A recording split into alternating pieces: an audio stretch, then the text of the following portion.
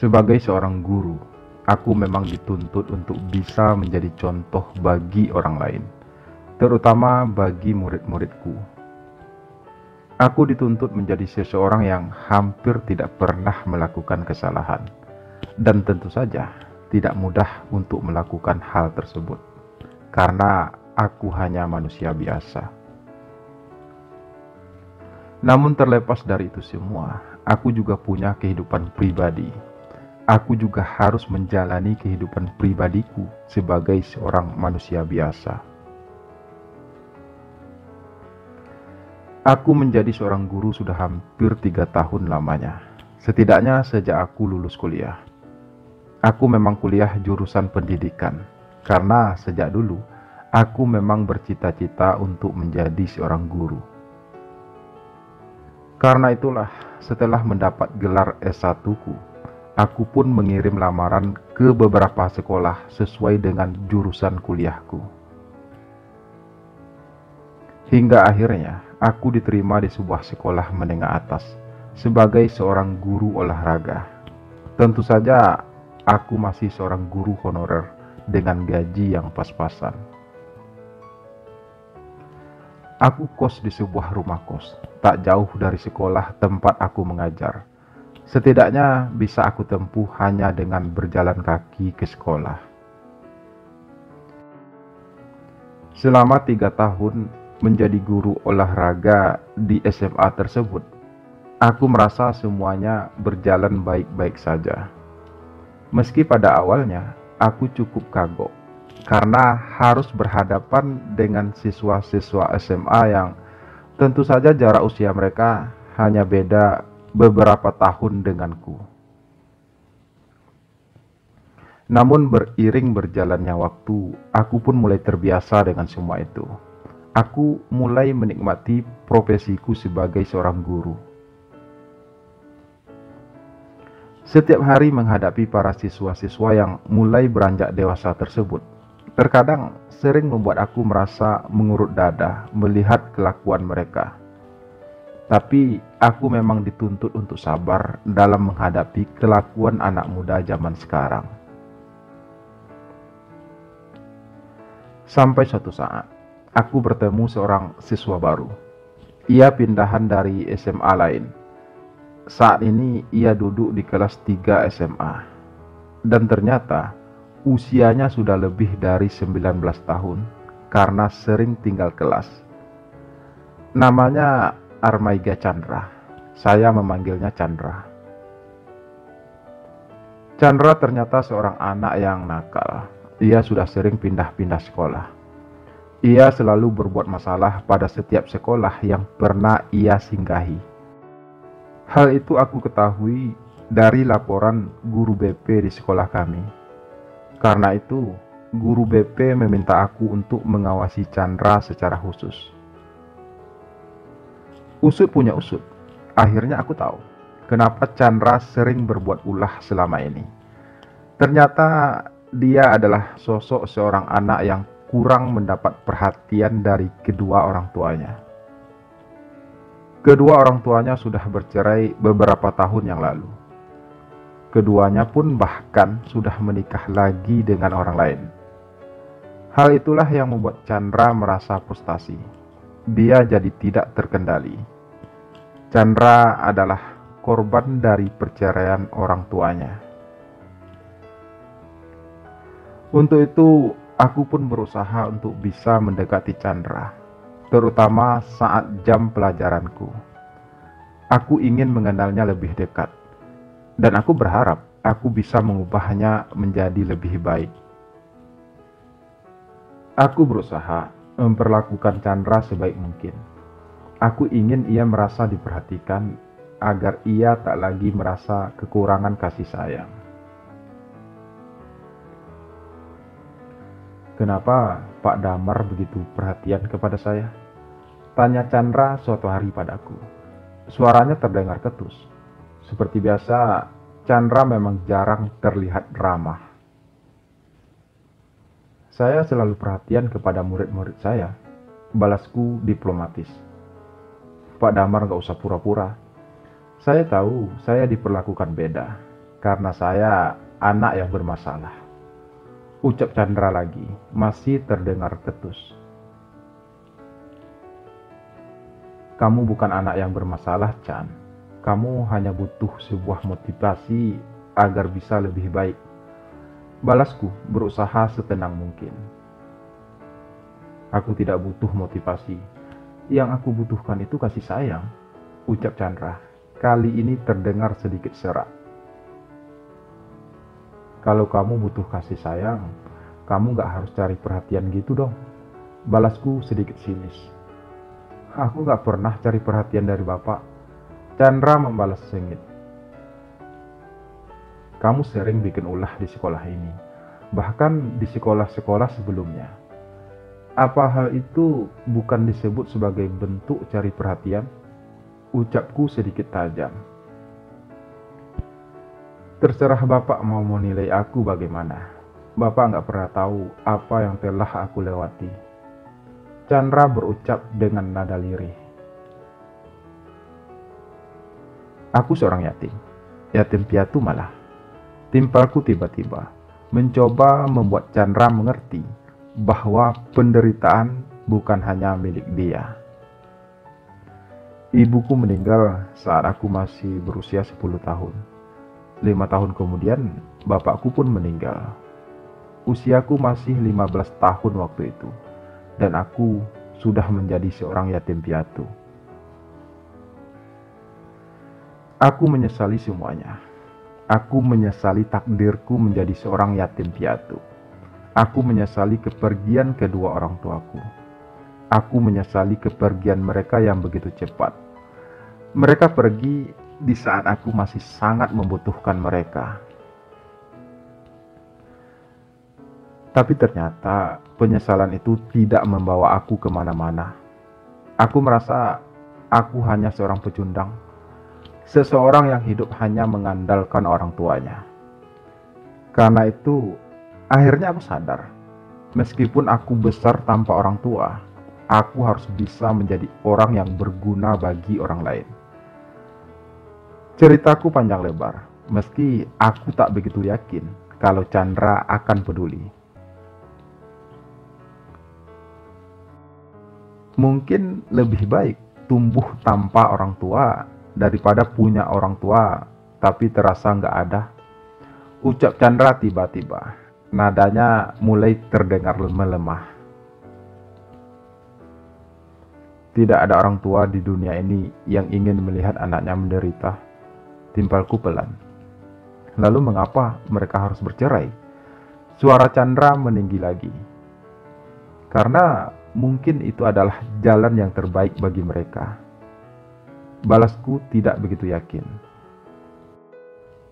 Meski mereka harus mengorbankan aku sebagai anak mereka. Orang tua macam apa itu? Ucapan Chandra terdengar kasar.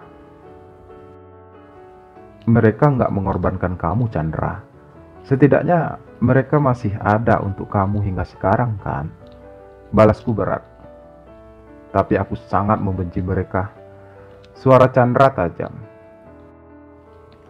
Kamu boleh membenci mereka, Chandra. Tapi kamu jangan membenci hidupmu. Apalagi sampai membenci dirimu sendiri. Balasku berusaha sebijak mungkin. Kali ini Chandra tidak membalas. Aku tidak tahu apa yang ada dalam pikiran Chandra saat ini. Entah ia bisa menerima semua ucapanku barusan. Entah ia sebenarnya tidak peduli dengan semua itu.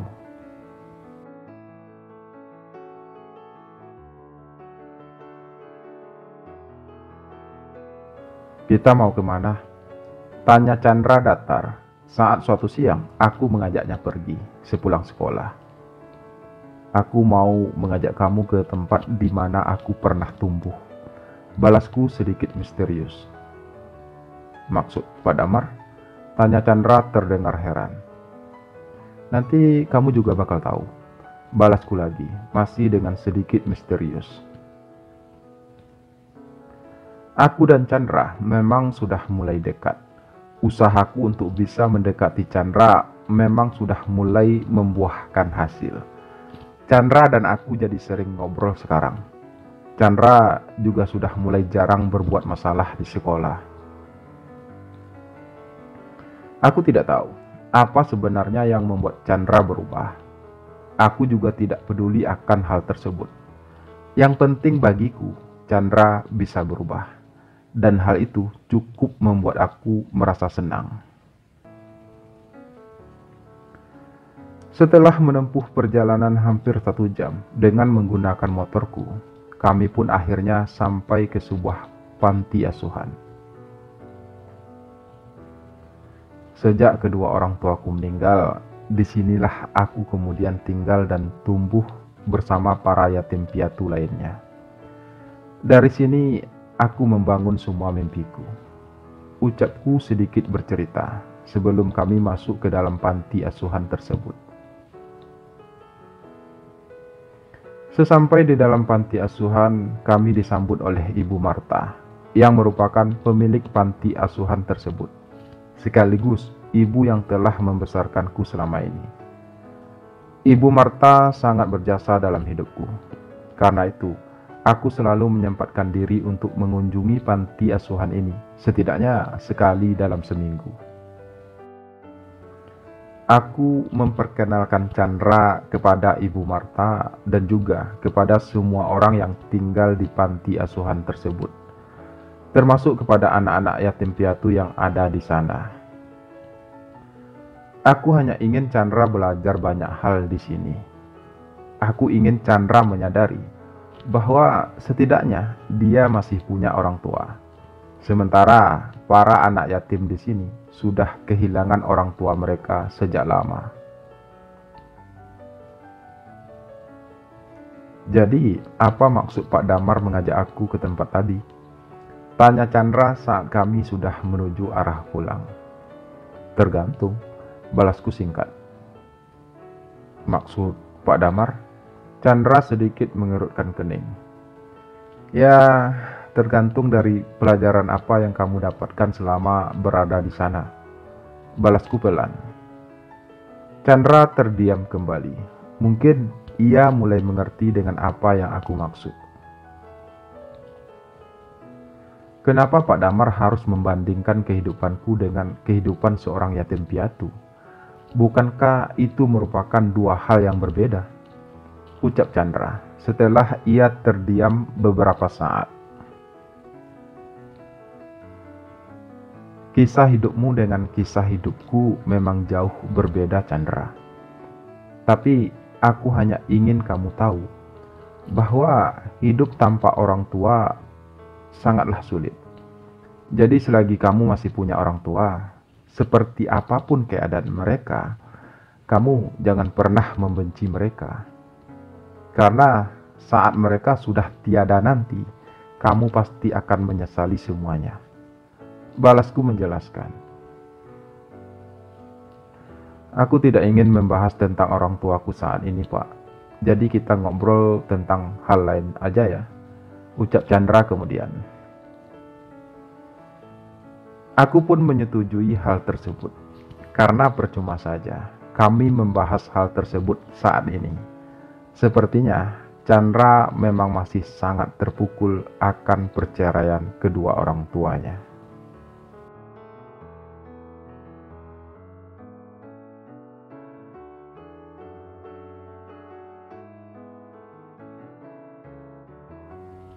Hari-hari pun terus berlalu. Aku dan Chandra kian dekat dan akrab. Beberapa bulan lagi, Chandra juga akan lulus dari SMA ini. Chandra juga sudah banyak berubah sekarang. Dia mulai rajin belajar. Aku yakin salah satu penyebab perubahan sifat Chandra adalah karena usianya yang memang sudah mulai dewasa. Selain tentu saja atas usahaku yang pantang menyerah untuk bisa mengubahnya. Aku boleh tinggal di sini, Pak? Tanya Chandra suatu sore. Ia datang ke tempat kosku. Kenapa? Tanyaku penuh tanya. Mama akan pindah ke luar kota bersama suami barunya. dan aku diminta untuk tinggal sementara bersama papa sampai aku lulus SMA. Tapi aku nggak mau tinggal sama papa. Istri baru papa orangnya angkuh. Aku nggak suka, ucap Chandra menjelaskan.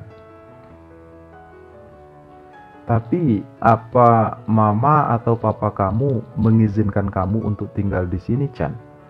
Tanyaku kemudian. Aku nggak perlu izin mereka untuk tinggal dimanapun aku suka, balas Chandra terdengar ketus. Tapi Chan, kalimatku tergantung. Pak Damar ingin aku tetap sekolah kan? Jadi izinkan aku tinggal bersama bapak, karena kalau tidak, aku tidak mau sekolah lagi. Potong Chandra cepat dengan sedikit mengancam. Kali ini aku terdiam. Sepertinya keputusan Chandra untuk tinggal bersamaku sudah bulat. Jadi tak ada alasan apapun bagiku lagi untuk bisa menolak hal tersebut. Oke, balasku akhirnya. Tapi kamu harus janji untuk tidak membuat masalah di sini. Dan kamu harus ikuti semua peraturanku. Lanjutku. Siap Pak, balas Chandra dengan nada sedikit bercanda, sambil ia memperlihatkan senyum puasnya. Jadilah mulai saat itu, Chandra tinggal bersamaku di kamar kos yang kecil itu. Di kamar kos itu hanya ada satu ranjang kecil, hingga kalau tidur, kami pun mau tidak mau harus saling berdempetan.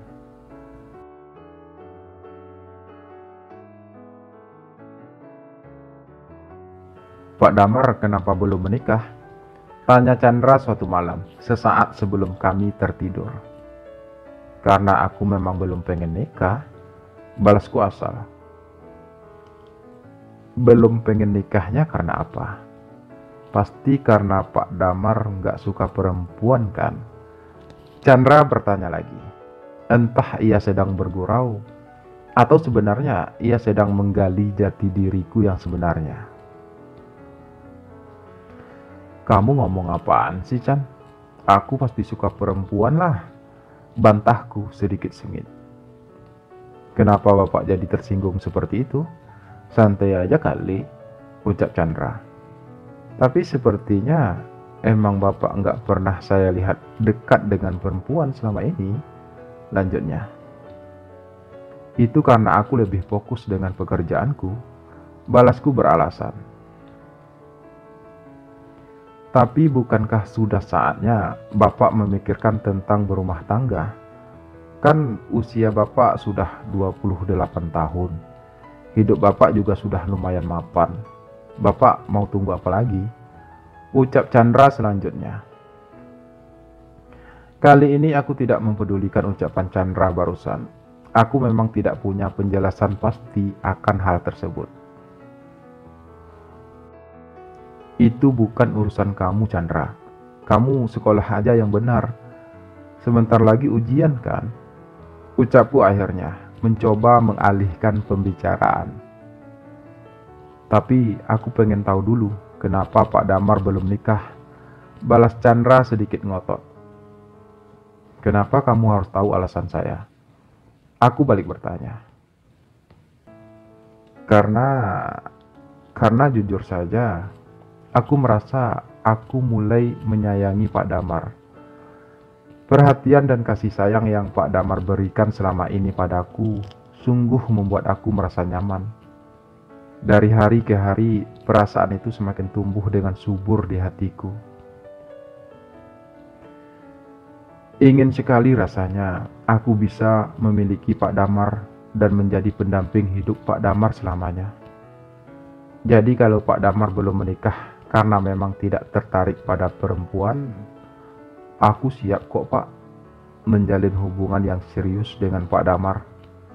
Ucap Chandra panjang lebar dan sangat belak-belakan.